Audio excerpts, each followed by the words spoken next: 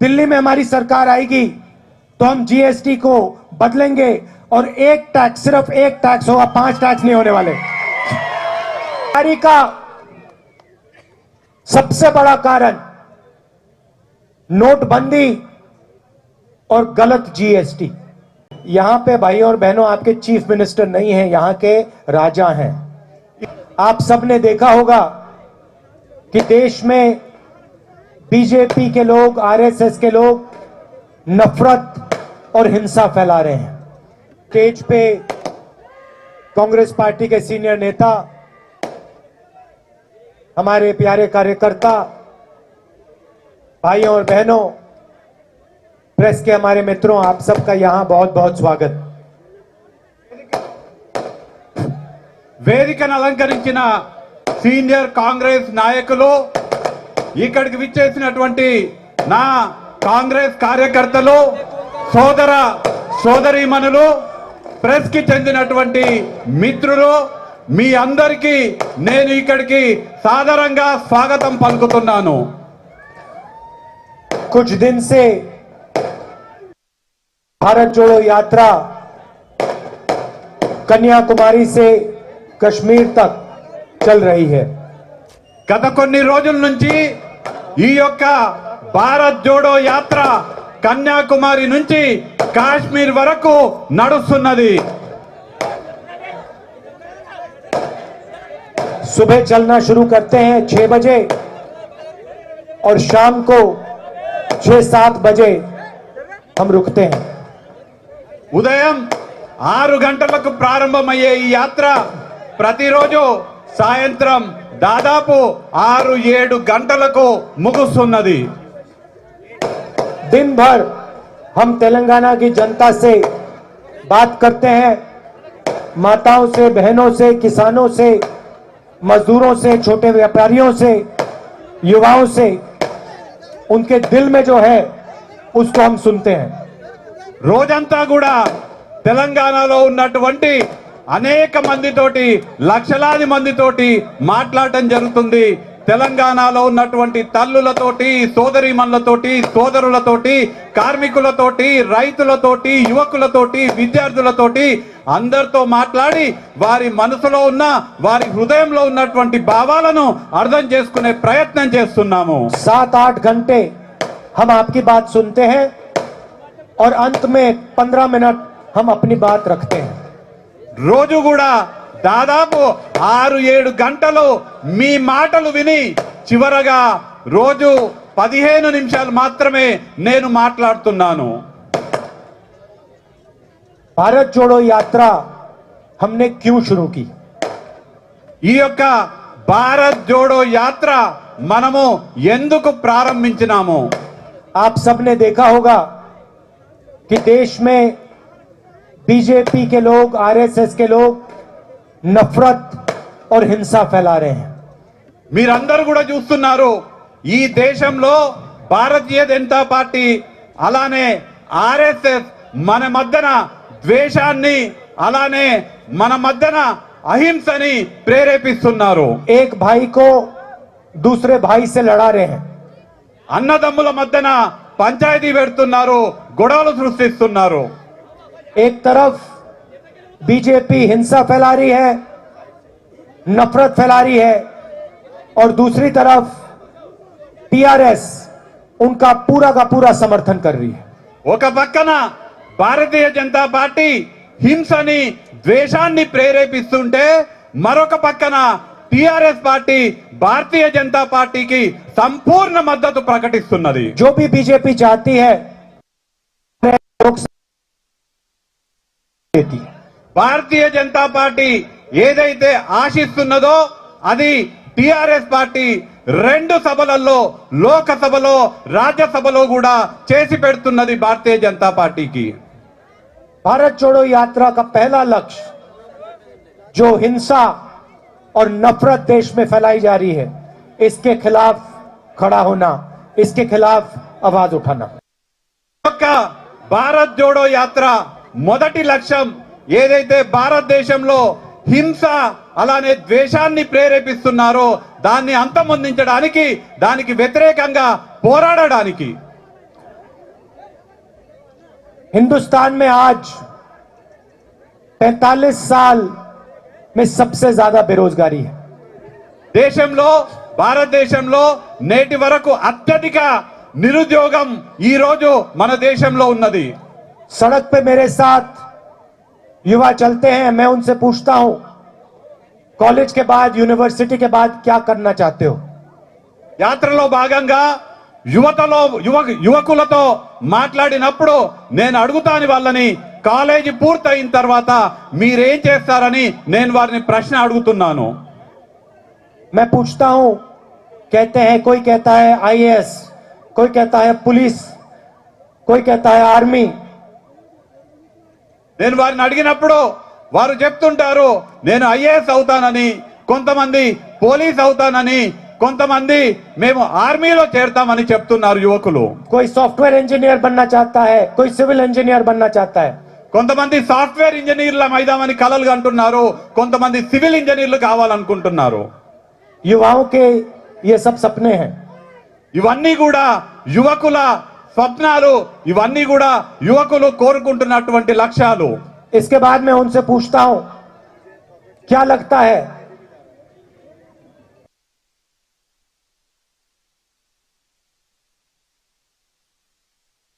వారిని నేను మీకు ఇవన్నీ కూడా అవుతాయని అనిపిస్తుందా అని అడిగినప్పుడు, మీకు ఉద్యోగాలు వస్తాయా అని అడిగినప్పుడు అందరు కూడా నిశ్శబ్దం.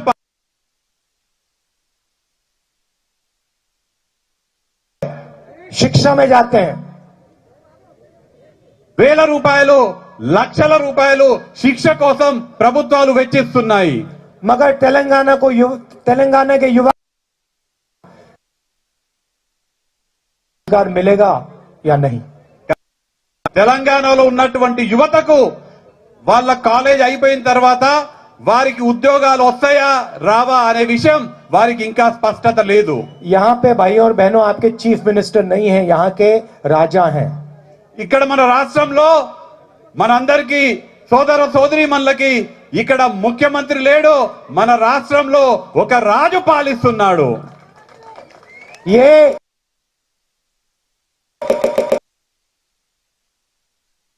की जनता से उनकी जमीन, उनका पैसा कैसे लिया जाए। వారిది ఒకటే లక్ష్యం, రాష్ట్ర ముఖ్యమంత్రి ఒకటే లక్ష్యం, తెలంగాణలో ఉన్నటువంటి ప్రజల నుంచి భూమిని ఎట్లా లాక్కోవాలి, వాళ్ళ దగ్గర ఉన్నటువంటి పైసలను ఎట్లా లాక్కోవాలని.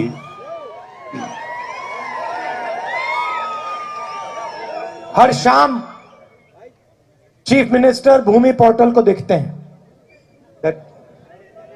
धरनी पोर्टल, भूमि ప్రతి पोर्टल।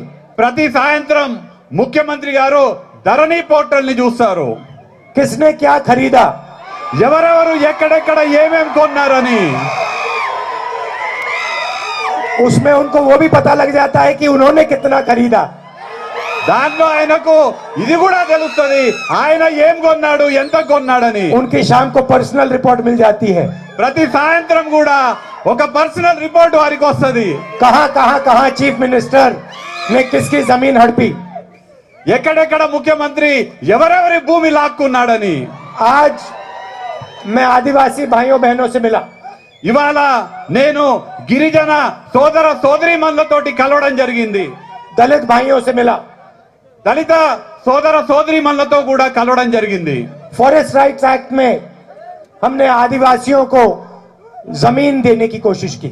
అటవీ హక్కుల చట్టం ద్వారా మనము మన గిరిజనులకి భూమి పైన హక్కు ఇచ్చే ప్రయత్నం చేసినాము. लाखों लोगों को हमने उनका जमीन का हक दिया, లక్షలాది మంది గిరిజనులకి మనము వారికి భూమి హక్కు ఇవ్వడం జరిగింది. मगर आज तेलंगाना की सरकार दो चीजें कर रही है। కానీ ఇవాళ తెలంగాణ ప్రభుత్వం రెండు విషయాలు చేస్తున్నది. उनकी जमीन छीनने की कोशिश कर रही है, వాళ్ళ భూమిని లాక్కునే ప్రయత్నం చేస్తున్నది. और जिनके पास जमीन है उनको उस जमीन पर खेती करने का हक नहीं दे रही है।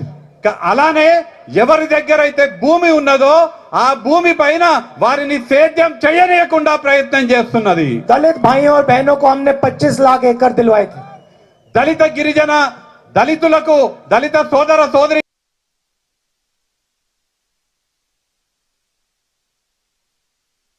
వీటన్నిటిని కూడా రద్దు చేసే ప్రయత్నం ఈ ప్రభుత్వం చేస్తున్నది.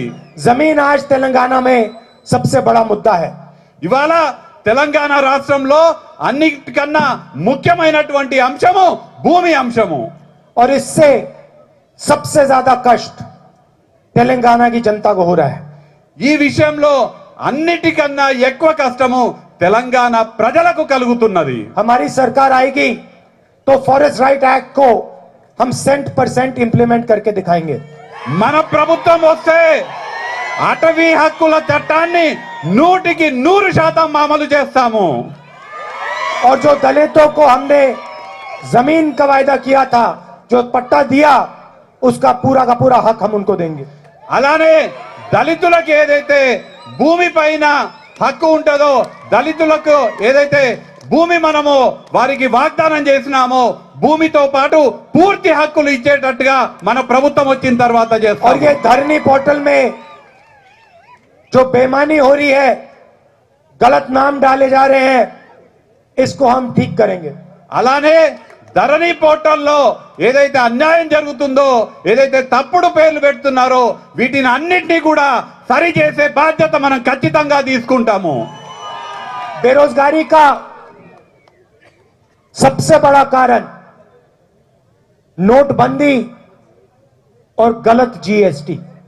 ఈ రోజు ఉన్నటువంటి నిరుద్యోగానికి ముఖ్యమైనటువంటి కారణం నోట్ల రద్దు, అలానే లోపభూయిష్టమైనటువంటి జీఎస్టీ. आज मैं बुनकरों से मिला, हैंडलूम इंडस्ट्री में जो काम करते हैं उनसे मिला। ఇవాళ నేను మన రాష్ట్రంలో ఉన్నటువంటి చేనేత వర్గాల వారితోటి కలవడం జరిగింది. और उन्होंने मुझे बताया कि जीएसटी ने उनके बिजनेस को बर्बाद कर दिया, उनके काम को खत्म कर दिया। వారు చాలా స్పష్టంగా చెప్పడం జరిగింది, జిఎస్టి ద్వారా వారి వ్యాపారానికి నష్టం జరిగింది, వారు తీవ్రమైనటువంటి ఇబ్బందుల్లో కూరుకోవడం జరుగుతున్నది. 18% जीएसटी लागू कर दी उन पर। 18% జిఎస్టి అమలవుతున్నది వాళ్ళపైన. भाइयों और बहनों, नोटबंदी और जीएसटी ने जो छोटे बिजनेस वाले, मिडिल साइज बिजनेस वाले, छोटे व्यापारी हैं, उनकी जिंदगी बर्बाद कर दी। ఇదేదైతే జిఎస్టి ఉన్నదో చిన్న వ్యాపారస్తులు అలానే మధ్యతరగతి వ్యాపారస్తుల జీవనాన్ని తీవ్రమైనటువంటి సంక్షోభంలోకి నెట్టేయడం జరిగింది. जीएसटी और नोटबंदी हिंदुस्तान के सबसे अमीर लोगों को फायदा पहुंचाने के लिए किए गए हैं। జిఎస్టి అలానే నోట్ల రద్దు మన భారతదేశంలో ఉన్నటువంటి అత్యంత ధనికుల లాభం కోసం తీసుకురావడం జరిగింది. और जीएसटी और नोटबंदी के बाद जो छोटा बिजनेस चलाता था, जो मिडिल साइज बिजनेस चलाता था, उन सब के बिजनेस व्यापार बंद हो गए हैं। అలానే ఈ జిఎస్టి నోట్ల రద్దు తర్వాత ఎవరెవరైతే చిన్న చిన్న వ్యాపారాలు మధ్యతరగతి వ్యాపారాలు చేసుకుంటారో వాళ్ళ వ్యాపారాలు మొత్తం కూడా మూసుకుపోవడం జరిగింది. दिल्ली में हमारी सरकार आएगी तो हम जीएसटी को बदलेंगे और एक टैक्स, सिर्फ एक टैक्स होगा, 5 टैक्स नहीं होने वाले। కేంద్రంలో మన ప్రభుత్వం వచ్చినప్పుడు ఖచ్చితంగా జిఎస్టిలో మార్పులు తీసుకురావడం జరుగుతుంది. అలానే మొత్తం కూడా ఒకటే జిఎస్టి ఉంటది దేశవ్యాప్తంగా. और जैसे हम किसानों की पहले मदद करते थे, जैसे हमने किसान कर्जा माफ किया था, वैसे ही हम किसानों की मदद करेंगे। ఏ విధంగా అయితే రైతులకి ఎప్పుడు కూడా సహకరిస్తున్నామో, ఏ విధంగా అయితే రైతు రుణమాఫీ చేయడం జరిగిందో మళ్ళీ కూడా రైతు రుణమాఫీ కాంగ్రెస్ ప్రభుత్వం చేపడుతుంది. भाइयों और बहनों, इस यात्रा में आपने पूरा का पूरा समर्थन दिया है। సోదర సోదరి మల్లారా, మీరందరూ కూడా ఈ యొక్క యాత్ర ఇవ్వడం జరిగింది. पूरा पूरा प्यार आपने इस यात्रा को दिया।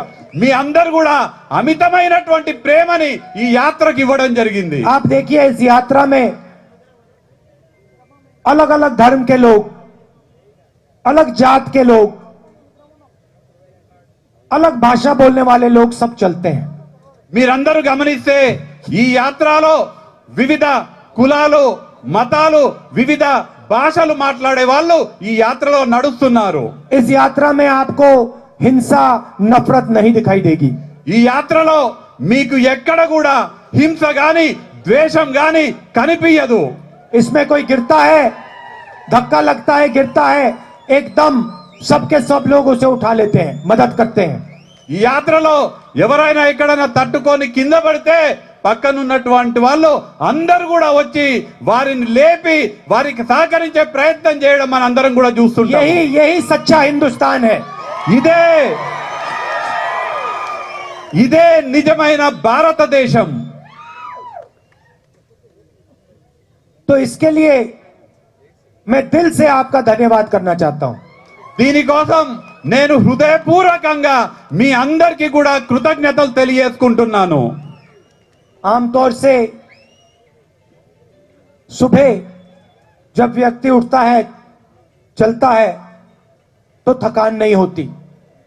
ఉదయం ఎవరైనా లేచిన తర్వాత నడుస్తున్నప్పుడు ఎక్కువగా శ్రమ పడము. 6-8 घंटे चलने के बाद व्यक्ति थक जाता है। 6-7 గంటలు నడిచిన తర్వాత నీరసం వస్తుంది. यहां यात्रा में 7 घंटे के बाद कोई थकान नहीं होती। ఇక్కడ ఈ యాత్రలో మాత్రం 7 గంటలు నడిచిన తర్వాత కూడా ఎవరిలో కూడా ఆ అలసట అనేది కనపడట్లేదు. 7 घंटे चलने के बाद लगता है कि अभी शुरुआत की है। 7 గంటలు నడిచిన తర్వాత కూడా ఈ యాత్రలో నడుస్తున్నటువంటి వాళ్ళకు అరే ఇప్పుడే ప్రారంభించామా అన్నట్టుగా అనిపిస్తుంది. इसका कारण है, దీనికి ఒక కారణం ఉన్నది. मैंने पहले सोचा, बात समझ नहीं आ रही थी, ये कैसे हो रहा है। నేను మొదట ఆలోచన చేస్తే ఎందుకు ఇట్లా అవుతుంది అనేది నాకు కూడా అర్థం కాలేదు. कैसे हो सकता है कि पूरे दिन थकान ही नहीं होती। అట్లెట్లా రోజు మొత్తం నడిస్తే కూడా మనకెందుకు శ్రమ అనిపించట్లేదు, మనం ఎందుకు నీరసం అవ్వట్లేదు అనేది 25 అనిపిస్తుంది. किलोमीटर चलने के बाद थकान नहीं हो रही। 15 కిలోమీటర్లు నడిచినాక కూడా 25 కిలోమీటర్లు నడిచినా కూడా ఏమాత్రం కూడా నీరసం అనిపించట్లేదు. फिर बात मुझे समझ आई। తర్వాత నాకు అర్థమైనది, मैं आपकी शक्ति के साथ चल रहा हूं। నేను మీ అందరి శక్తి ద్వారా నడుస్తున్నాను. आपकी मदद से चल रहा हूं। మీ అందరి మద్దతుతోటి నేను నడుస్తున్నాను. आपके प्यार से चल रहा हूं। మీ అందరూ చూపిస్తున్నటువంటి ప్రేమతోటి నేను నడుస్తున్నాను. इसीलिए यात्रा आसान है। అందుకే ఈ యాత్ర చాలా సులభంగా అవుతున్నది. और ये यात्रा अब कश्मीर में जाके खत्म होगी, रुकेगी। ఈ యాత్ర ఇప్పుడు ఎక్కడ కూడా ఆగేది లేదు, కాశ్మీర్ లో ఆగుతుంది ఈ యాత్ర. फिर से आप सबका दिल से धन्यवाद करना चाहता हूं। నేను మరొకసారి మీ అందరికీ కూడా హృదయపూర్వకంగా కృతజ్ఞతలు తెలియజేసుకోదలుచుకున్నాను. और आपको याद दिलाना चाहता हूं कि बीजेपी और टीआरएस एक साथ काम करते हैं, एक साथ तेलंगाना और हिंदुस्तान के लोगों का फायदा उठाते हैं। ఇక్కడ భారతీయ జనతా పార్టీ టిఆర్ఎస్ రెండు కూడా కలిసి పనిచేస్తున్నాయి. రెండు కూడా భారతదేశంలో కలిసి పనిచేస్తూ ప్రజలని మోసం చేస్తున్నాయి. चुनाव के समय ये ड्रामा करते हैं, मगर ये दोनों एक साथ हैं। ఎన్నికలప్పుడు వీళ్ళిద్దరు కూడా డ్రామాలు చేస్తారు, కానీ వాస్తవానికి వీళ్ళిద్దరు కూడా ఒక్కటే. और कांग्रेस पार्टी गरीबों के साथ, कमजोर लोगों के साथ, छोटे व्यापारियों के साथ, किसान और मजदूर के साथ। కానీ కాంగ్రెస్ పార్టీ పేదలతోటి, రైతులతోటి, కార్మికులతోటి ఉండే పార్టీ. आप सबका बहुत बहुत धन्यवाद। नमस्कार, जय हिंद। मिल्लत टाइम्स को आपकी जरूरत है, हमारी आप माली मदद करें।